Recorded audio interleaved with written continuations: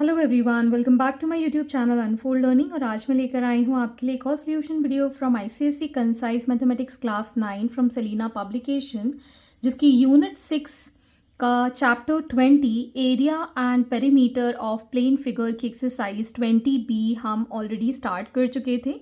और question number 1 से लेके क्वेश्चन नंबर 15 तक के सोल्यूशन प्लस फॉर्मूला शीट मैं ऑलरेडी अपने चैनल पेज पर अपलोड कर चुकी हूँ, जिसकी प्लेलिस्ट की लिंक इस वीडियो के डिस्क्रिप्शन बॉक्स में है, जहाँ पर आप जाके बाकी की वीडियोस आसानी से देख सकते हैं। तो आज हम स्टार्ट करेंगे क्वेश्चन नंबर 16 के साथ। स्टार्ट करने के पहले अगर आप मेरे चैनल पे फर्स्ट टाइम आए हैं तो please do subscribe my channel. तो question number 16 is the shaded region of the given diagram represents the lawn in the form of a house. On the three sides of the lawn, there are flower beds having a uniform width of 2 meters.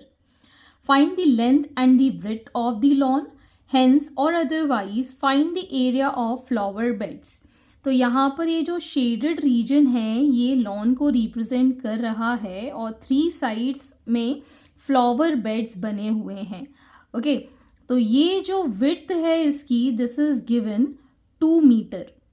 ये जो flower bed बनेंगे that is 2 metre width के हैं on 3 sides.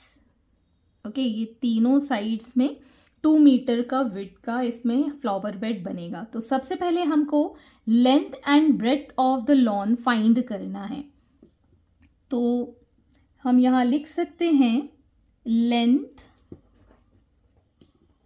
Of the lawn will be equal to, ये complete 30 है, यहाँ से ये 2 मीटर और यहाँ से ये 2 मीटर माइनस हो जाएगा तो हमारे पास ये लॉन की लेंथ आ जाएगी। सो 30 मीटर में से हमने एक बार 2 मीटर ये वाला माइनस किया और एक बार 2 मीटर ये वाला माइनस किया। So in all we'll get this as 26 metre. Next we'll get the breadth of the lawn. अब विड्थ निकालने के लिए हमारे पास टोटल विड्थ गिवन है 2 मीटर और 2 मीटर में से हम ये वाला 2 मीटर माइनस कर देंगे। सो 12 मीटर में से ये 2 मीटर माइनस करेंगे, so we get this as 10 metres. So ये तो हमारे लेंथ एंड विड्थ हो गए फर्स्ट वाले पार्ट के। अब हमको area of the flower bed निकालना है।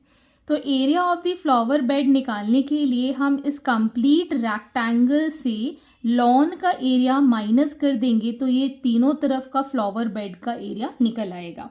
सो we can write here area of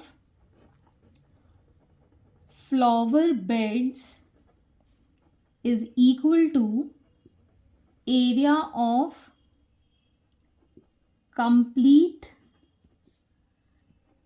rectangle minus area of lawn.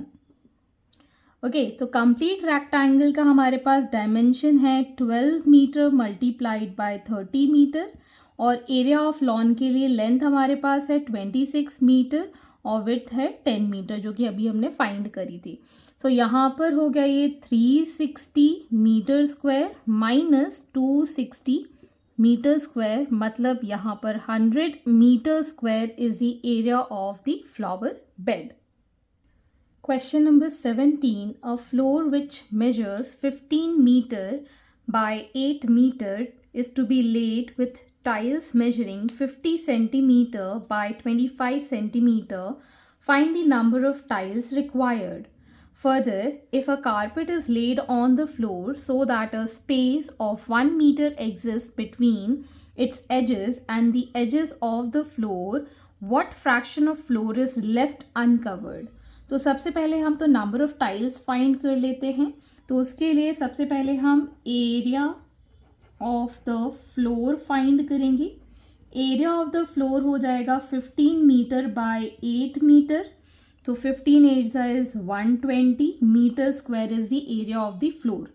अब हम एरिया ऑफ टाइल फाइंड कर देते हैं। Area of tile is equal to 50 centimeter by 25 centimeter, तो ये हो जाएगा आपके पास 1250 सेंटीमीटर स्क्वायर। अब इसको हम मीटर स्क्वायर में करेंगे तो divide by 100 and again divide by 100, so this is going to be 0.125 meter square. तो एरिया ऑफ टाइल फाइंड कर लिया। अगर आपको नंबर ऑफ टाइल्स फाइंड करना है that will be equal to area of floor divided by the area of tiles. तो हमारे पास है 120 मीटर स्क्वायर डिवाइडेड बाय 0.125, और जब हम इसको सॉल्व करेंगे तो ये आ जाएगा 1000 ऊपर। अब हम इसको डिवाइड कर सकते हैं 5 के साथ, 5 या 25 के साथ ही कर देते हैं। 25 5 आ जाएगा, 25 ये 4 टाइम्स 40 टाइम्स हो जाएगा, और ये चला जाएगा 8 टाइम्स। तो हमारे पास 0 16 1 carry, so 960 number of tiles हमको यहाँ पर लगेंगी। अब हमें एरिया ऑफ कारपेट अनकवर्ड निकालना है। So area of carpet uncovered, उसके लिए हमारे पास, अगर मान लीजिए ये हमारे पास फ्लोर है और इस पे हमने एक कारपेट बनाया है, दिस इज़ 15 और ये है हमारा 8 मीटर। सो 1 मीटर हमारे पास ये जो लेंथ है ये चारों साइड से छूट रही है एजेस में। ओके, सो इसका जो अनकवर्ड पार्ट होगा, ये जो लेंथ होगी 15 में से 1 मीटर यहाँ से 1 मीटर यहाँ से, मतलब 13 मीटर ये, और 8 मीटर्स में से 1 मीटर यहाँ 1 मीटर यहाँ, मतलब ये हो गया 6 मीटर। तो इन ऑल अगर हम देखें तो 13/6 का ये कारपेट है और 15/8 का ये है। तो हम क्या कर देंगे, लेफ्ट अनकवर्ड में से टोटल मतलब 15/8 से माइनस कर देंगे ये अंदर वाला रेक्टेंगल, दैट इज 13/6। तो ये हो गया 120, और इसमें से हम माइनस करेंगे 78। So we'll get here 42 meter square as the area of carpet uncovered. तो अब हमको निकालना है ratio area of left uncovered upon the area of floor. So area of carpet uncovered upon area of floor, मतलब हम करेंगे 42 meter square को divide 120 meter square के साथ। तो ये हमारे पास कैंसिल हो जाएगा, 7/20 के अराउंड आ जाएगा। तो 7/20 is the area left. So 7/20 is the ratio of the both things, that is the fraction of floor left uncovered. Question number 18. Two adjacent sides of parallelogram are 24 cm and 18 cm. If the distance between the longer side is 12 cm, find the distance between the shorter sides. तो मान लीजिए हमारे पास एक parallelogram है इस तरीके का, जिसमें कि लॉन्गर साइड गिवन है 24 सेंटीमीटर और शॉर्टर साइड इज 18 सेंटीमीटर। अब ये पैरेललोग्राम में अपोजिट साइड्स इक्वल और पैरेलल होती हैं, तो ये भी 18 सेंटीमीटर और ये 24 सेंटीमीटर। अब हमसे ये कहा गया है distance between the longer side, मतलब ये वाला जो डिस्टेंस है परपेंडिकुलर अगर हम ड्रॉप करते हैं 12 सेंटीमीटर आपको गिवन है। तो आपको फाइंड करना है distance between the shorter side.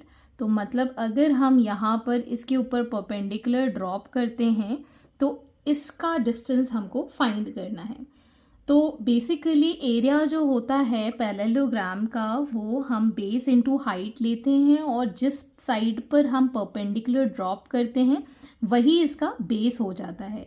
तो चाहे हम एरिया ABCD पैरेललोग्राम का ये वाली हाइट और ये वाला बेस लेके निकाल सकते हैं, या फिर ये जो हाइट है और ये जो बेस है इससे आप निकाल सकते हैं। तो आइदर वाइज आप फाइंड कर सकते हैं। सो we can right area of parallelogram ABCD will be equal to ये हाइट और ये बेस, मतलब 12 सेंटीमीटर बाय 24 सेंटीमीटर, या फिर हम ये वाली हाइट और ये वाला बेस, इस हाइट को हम h ले लेते हैं तो h मल्टीप्लाइड बाय 18 सेंटीमीटर, आइदरवाइज आप लिख सकते हैं। तो यहाँ से हम हाइट निकाल सकते हैं by 12 centimeter multiplied by 24 centimeter divided by 18 centimeter. ये 18 को हम नीचे ले गए, तो अब हम इसको डिवाइड कर सकते हैं। 6 2 ज़ा 12, 6 3 ज़ा 18, 3 8 ज़ा 24. So 16 centimeter is the height of the distance between the shorter side. So therefore, 16 centimeter is the distance between the shorter side. Question number 19. Two adjacent sides of parallelogram are 28 centimeter and 26 centimeter. If one diagonal of it is 30 centimeter long, find the area of parallelogram. Also find the distance between its shorter sides. तो मान लीजिए ये है हमारे पास एक parallelogram. इस parallelogram में हमारे पास साइड्स गिवन है 28 centimetre and 26 centimetre. If one of its diagonal, तो हमारे पास एक डायगोनल गिवन है 30 सेंटीमीटर का। और हमें पता है पैरेललोग्राम की property, lines are parallel and equal. तो ये भी पैरेलल और इक्वल होंगे, तो ये भी 26 सेंटीमीटर हो जाएगा। उसको मान लेते हैं P Q R and S। Area of parallelogram आपको फाइंड करना है। तो आपको सारी साइड्स पता है, लेकिन इसमें हाइट नहीं पता है, डिस्टेंस बिटवीन पैरेलल साइड्स नहीं पता है। तो हम क्या करेंगे, area of triangle PQS find करेंगे, और वही एरिया हो जाएगा SRQ के लिए, बिकॉज अपोजिट साइड्स जो हैं इक्वल हैं और डायगोनल भी इक्वल है। तो हम फाइंड कर देते हैं एरिया ऑफ ट्रायंगल PQS, जो कि इक्वल होगा एरिया ऑफ ट्रायंगल RQS के। सो हम लिख सकते हैं in triangle PQS semi perimeter S is equal to 26 centimeter plus 30 centimeter plus 28 centimeter divided by 2. So in total this will give 84 by 2 which is 42 centimetre. Okay, तो ये तो आ गया हमारे पास सेमी पेरीमीटर। अब हम एरिया फाइंड कर देंगे, area of triangle. Area of triangle PQS will be equal to under root of 42 into 42 minus 26, 42 minus 30 and 42 minus 28. So here we can write an under root. This is 42 into, यहाँ पर आ जाएगा ये 26 minus करेंगे तो 16, 30 minus करेंगे तो 30 minus करेंगे तो आ जाएगा 12, फिर आ जाएगा 14। अब हम इसके फैक्टर्स कर देते हैं। 7 6 42 होता है, तो 7 6 के फैक्टर्स 3 इंटू 2, 16 के फैक्टर्स 8 2 होता है, तो मैं यहाँ 4 इंटू 4 कर देती हूँ, 4 इंटू 3, और यहाँ पर आ जाएगा ये 3 इंटू 14 है ना, 7 2 इज़ 14। ओके, सो यहाँ से कॉमन आ गया 7, एक ये 7 हट गया, एक ये 2 बाहर ले लिया, एक 4 बाहर ले लिया, एक 3 बाहर ले लिया, और 4 के फैक्टर्स 2 इंटू 2 का एक 2 आ जाएगा। सो जब हम इसको मल्टीप्लाई करेंगे, this will give 336 centimeter square as the area of triangle PQS। So area of parallelogram PQRS will be equal to twice the area of triangle PQS, because ये दोनों ही ट्रायंगल इक्वल हैं, इसलिए हम 2 से मल्टीप्लाई कर देंगे 336 centimeter square को। 2 6 12, 2 3 6 7, 2 3 672 centimeter square is the area of parallelogram. अब आपको फाइंड करना है distance between its shorter sides. तो शॉर्टर साइड जो है दिस इज़ 26, इस पे अगर हम परपेंडिकुलर ड्रॉप कर देते हैं, so this is going to be the distance between the shorter side. तो हम एरिया ऑफ पैरेललोग्राम PQRS को लिख सकते हैं, let this be height H, so H into side QR हमने बेस ले लिया है, और यहाँ पर है ये 672 सेंटीमीटर स्क्वायर। ओके, तो 672 centimeter square is equal to height into 26 centimeter. So h will be equal to 672 divided by 26. जब हम इसको डिवाइड करेंगे this is going to be 2 1s are 2 3s are 2 3s are 6 2 3s are 6 2 6 are और इसको जब हम divide करेंगे this will be 25.84 centimeter as a distance between the two shorter side. तो यहाँ पर लिख सकते हैं therefore distance between its shorter sides is 25.84 centimeter. So hence this is the solution. Question number 20. The area of rhombus is 216 square centimeter. If its one diagonal is 24 centimeter, find the length of its another diagonal, length of its side and perimeter of rhombus. तो हमारे rhombus की कुछ special properties मैं already discuss कर चुकी हूँ. This is a rhombus. और ये एक पैरेललोग्राम होता है. इसमें अपोजिट साइड्स पैरेलल होती हैं और इसमें एडजेसेंट साइड सारी इक्वल होती हैं. और ये एक डायगोनल है और ये दूसरा डायगोनल है. तो अगर ये डायगोनल D1 है और ये डायगोनल D2 है, दे बोथ इंटरसेक्ट या bisect each other at 90 degree. Okay, मान लेते हैं ये ABCD हमारा एक रोम्बस है. इसका एरिया आपको गिवन है, that is area of rhombus is 216 square centimetre given है. और डायगोनल मान लेते हैं D1 आपको 24 सेंटीमीटर गिवन है, D2 आपको फाइंड करना है. So as we know that area of rhombus can be written as 1/2 into diagonal D1 into diagonal D2. इसकी वैल्यू हम यहाँ लिख देते हैं 216 सेंटीमीटर स्क्वायर. और इसमें हम 216 इज इक्वल टू 1/2. D1 की वैल्यू 24 गिवन है, D2 आपको फाइंड करना है.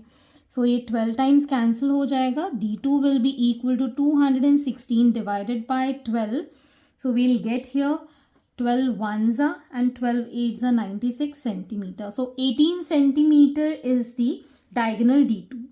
अब diagonal bisect each other at 90 degree. bisect का मतलब है अगर ये हमारे पास 24 सेंटीमीटर है और ये हमारे पास 18 सेंटीमीटर है और ये bisect कर रहा है O पर, तो मतलब ये लेंथ इसकी हाफ हो जाएगी और ये लेंथ इसकी हाफ हो जाएगी. Otherwise you can also find the side AB by a Pythagoras theorem. ये हमारा 90 डिग्री है और ये इसका हाइपोटेन्यूज हो जाएगा. So AB can be written as under root of D1/2 का होल स्क्वायर प्लस D2/2 का होल स्क्वायर. डायगोनल के हाफ का स्क्वायर कर देंगे by applying Pythagoras theorem. So यहाँ पर हम लिख सकते हैं D1 इज 24/2 का होल स्क्वायर, सो 18/2 का whole square. So this is under root of 12 square plus 9 square. 12 square is 144, 9 square is 81, which is equal to under root of 225, which is 15 centimetre. तो अगर एक साइड 15 सेंटीमीटर है तो rhombus में सारी sides equal होती हैं, तो सारी साइड्स कितनी हो गई 15 सेंटीमीटर. तो लेंथ ऑफ द साइड हमने फाइंड कर दी. अब हमको निकालना है perimeter. So perimeter of rhombus is equal to 4 into side हम लिख सकते हैं. So 4 into 15 centimeter, that is 60 centimeter is the perimeter of this rhombus. So hence this is the solution. Question number 21. The perimeter of a rhombus is 52 centimeter. If one diagonal is 24 centimeter, find the length of the other diagonal and its area. तो मान लीजिए ये हमारे पास एक rhombus है जिसमें सारी sides equal होती हैं और पैरेलल होती हैं, ये मैं ऑलरेडी बता चुकी हूँ. और इसमें एक डायगोनल की लेंथ गिवन है, दूसरे डायगोनल की लेंथ आपको निकालनी है. यहाँ पर अगर ये 24 सेंटीमीटर गिवन है, दूसरे का अगर हम D ले लेते हैं और ABCD अगर हमारे पास लेंथ नहीं है, लेंथ को हम x मान लेते हैं, तो लिख देते हैं let the length of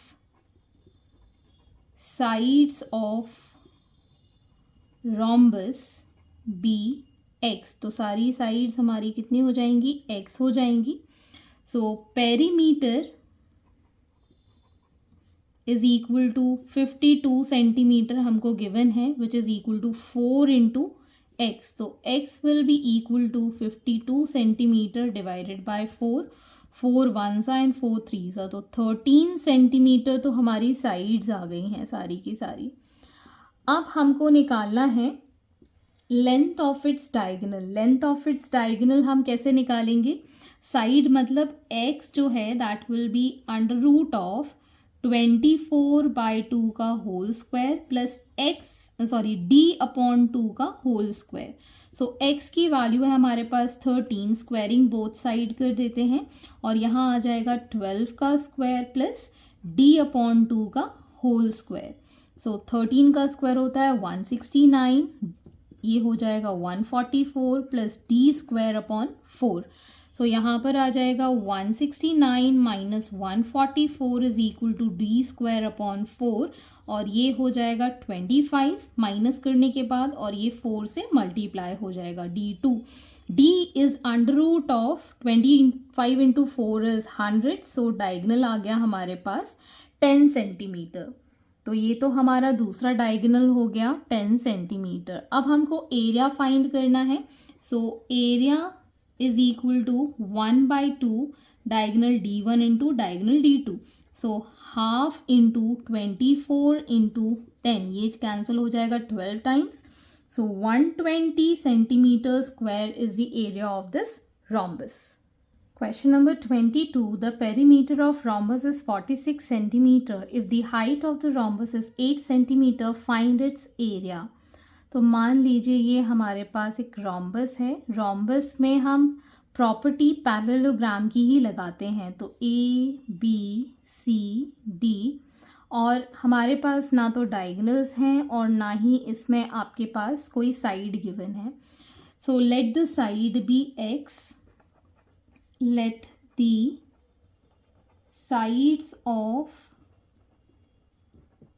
rhombus be x. So perimeter is equal to 4x, which is equal to 46 centimeter हमको given है. So x will be equal to 46 divided by 4. So 4 1s are 4, 4 1s are 4, 4 5s are 20. So 11.5 centimetre तो इसकी side आ गई. अब हमको height of the rhombus given है. तो अगर ये एक पैरेललोग्राम है तो अगर इसकी हाइट गिवन है, this is the height 8 centimetre given और ये हमने लेंथ फाइंड कर ली 11.5 सेंटीमीटर, ये भी 11.5 सेंटीमीटर, ये भी 11.5 सेंटीमीटर और ये भी 11.5 सेंटीमीटर. मतलब सारी साइड्स इक्वल होती हैं. सो इसमें हम पैरेललोग्राम का ही एरिया निकाल सकते हैं. जैसे कि area of rhombus is equal to area of parallelogram हम लिख सकते हैं. So that is equal to height into base. So height है हमारे पास 8 centimeter multiplied by its base 11.5 centimeter. So 8 5s is 40, 0 4 carry, 8 1s are 8, 12, 1 carry. So it is 92.0 मतलब 92 centimetre square लिख सकते हैं इसको. 92 centimetre square is the area of this rhombus. Question number 23. The given figure shows the cross section of a concrete structure. Calculate the area of cross section if AB is 1.8 meter, CD is 0.6 meter, DE is 0.8 meter, EF is 0.3 meter and AF is 1.2 meters. तो AB की length हमारे पास है 1.8 meter, CD की length given है 0.6 meter, DE की length given है 0.8 meter, EF की 0.3 meters, AF is 1.2 meters. Okay, तो अब हम इसके अंदर कंस्ट्रक्शन कर लेते हैं ये इस तरीके से. तो अब थोड़ा सा ये डिफाइंड स्ट्रक्चर आपको दिख रहा है EF, इसको G और इसको H मान लेते हैं.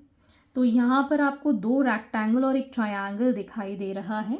सो area of concrete structure will be equal to area of rectangle AFEG plus area of rectangle CDGH plus area of triangle HBC. So area of rectangle, इसमें हमारे पास लेंथ है 1.2 meter multiplied by width 0.3 meter plus इसमें हमारे पास total length 1.2 plus 0.8 हो जाएगी 2 metres multiplied by इसकी width है 0.6 मीटर्स प्लस हाफ ट्रायंगल का बेस इनटू हाइट लेते हैं तो बेस तो ये कंप्लीट 1.2 और ये हो जाएगा 2 और हाइट ये है पूरा कंप्लीट 1.8 सो 0.3 और 0.6 हो गया 0.9 1.8 में से माइनस कर देंगे मतलब 0.3 ये है 0.6 ये है मतलब 0.9 हो गया तो माइनस करेंगे तो ये 0.9 मीटर बचेगा। अब हम इसको सॉल्व कर देंगे, ये कैंसिल हो जाएगा 2 times so this will give 3 2s are 6 3 1s are 3 0.6 meter square plus 1.2 meter square plus 1.8 meter square in all जब हम इसको ऐड करेंगे we'll get this as 2.46 meter square. Question number 24. Calculate the area of figure given below which is not drawn to scale. तो यहाँ पर आपको ये figure given है, इसमें मार्किंग कर देते हैं A, B, C, D, E, F।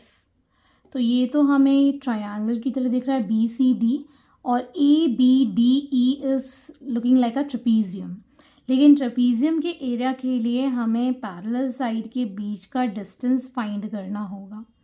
तो इसको हम मान लेते हैं FG मान लेते हैं, EG हमको ये फाइंड करना होगा। तो EG फाइंड करने के लिए देखिए यहाँ पर हमारे पास 25 सेंटीमीटर ये गिवन है और 15 सेंटीमीटर ये गिवन है और आपके पास ये ऑब्लिक साइड गिवन है 26। तो ये हाइट हम पाइथागोरस थ्योरम में फाइंड कर सकते हैं। तो 25 में से 15 गया, कितना बचेगा 10। So this GD is 10 centimetre. Okay, तो अब हम EG फाइंड कर सकते हैं। सो इन ट्रायंगल EGD अगर हमको ED square is equal to EG square plus GD square given है, this is given 26 square which is equal to 10 square plus EG square. So 26 का स्क्वायर हो 676 is equal to 100 plus EG square. So EG square is equal to, इसको इस side ले जाएंगे तो 576 हो जाएगा। So EG will be under root of 576 और 576 होता है 24 का स्क्वायर। सो 24 सेंटीमीटर हमने distance between the parallel lines find कर लिया है। अब हम फाइंड करेंगे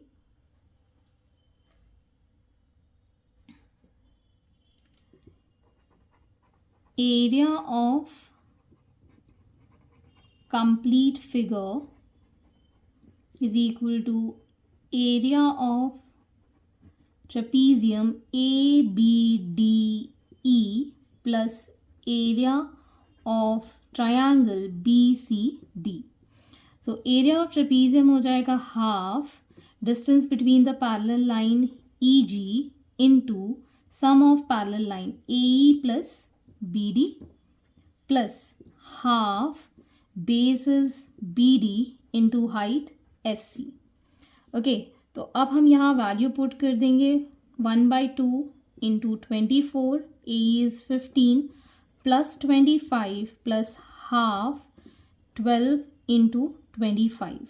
सो यहाँ पर ये 12 टाइम्स कैंसिल हो जाएगा, ये 6 टाइम कैंसिल हो जाएगा। सो 12 into this is 10 2 3 40 plus 6 5s is 30 3 6 2s are 12 150। So 0 4 2s are 8, 4 1s are 4, 80 plus 150, 0, 5 plus 8 is 13, 1 carry 4, 5, 6, 630 centimeter square. Question number 25. The following diagram shows a pentagonal figure ABCDE in which the length AF, FG, GH and HD are 50 meter, 40 meter, 15 meter and 25 meter respectively, and the length of perpendiculars BF, CH and EG are 50 meter, 25 meter and 60 meter respectively. Determine the area of the field. So आपके पास AF given है 50 metre, FG given है 40 meters, GH given है 15 meters and this is given 25 meters. और perpendicular BF given है 50 meters, this is given CH is 25 meter and this is 60 meters. तो अब हम इस कंप्लीट फिगर को 3 पार्ट में डिवाइड कर देते हैं. First area, second area, third area and this is going to be a fourth area. ठीक है, तो अगर हम complete area निकालें, so area of first will be equal to half base into height. तो ये हो जाएगा 50 into 50, ये 25 times cancel हो जाएगा, तो this will be 1250 meter square. Next we have area of second क्या है, ट्रेपीजियम की तरह दिख रहा है. तो ट्रेपीजियम में हम इसकी length that is the distance between the parallel side ले सकते हैं. So half into this is going to be 40 plus 15 that is 55 meters और sum of 50 plus 25 parallel sides का सम हो जाएगा. सो यहाँ पर आ जाएगा 55 into this is going to be 75, and on solving this we'll get this as 2062.5 meter square. Next we have area of third, that is the triangle CDH. इसमें हो जाएगा half 25 into 25, so this is going to be 625 by 2. 2 3s are 2 1s are 2 2s are 4 meter square. So 312.5 meter square. Next is the complete area of the fourth. This is the complete triangle जिसमें कि half into height और base हो जाएगा 50 plus 40 90 और ये हो जाएगा 40. So this is 130 complete. So this is going to be 138, 30 times cancel हो जाएगा. So we'll get this as 3900 meter square. So complete area of field will be the sum of 1, 2, 3 and 4. So 1250 plus 2062.5 plus 312.5 plus 3900. We'll get here it as 7525 meter square as the area. So hence these are the solutions and I hope आपको मेरे solution video ज़रूर पसंद आ रहे होंगे. अगर आपको कोई भी डाउट या क्वेरी है तो आप मेरे चैनल के कमेंट सेक्शन में कमेंट करके या फिर मेरे टेलीग्राम ग्रुप जिसकी लिंक मैंने डिस्क्रिप्शन बॉक्स में मेंशन की है वहां से आप मुझसे कनेक्ट कर सकते हैं, अपने डाउट्स एंड क्वेरीज पूछ सकते हैं. अगर वो लिंक नहीं भी ओपन होती है you can search me directly on Telegram by the name unfold learning. At last, please do share my videos with your family and friends and don't forget to subscribe my channel. Thank you for watching.